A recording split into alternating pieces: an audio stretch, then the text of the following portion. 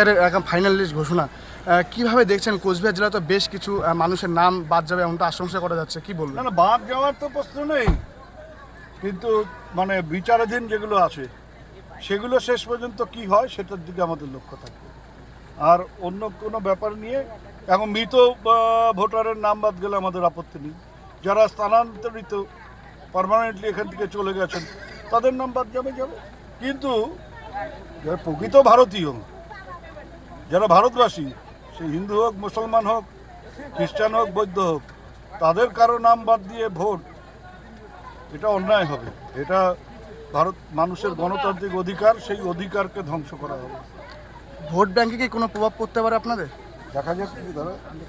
Logical discrepancy যেগুলো ছিল সেগুলোর মানে কোনো পরিবর্তন হবে না, অ্যাডজুডিকশন করে দেওয়া হয়েছে। সেটা বিচার হবে, বিচারে যেটা চলে আসবে, কোনো কাগজ থাকলে নিশ্চয়ই চলে আসবে। চলো।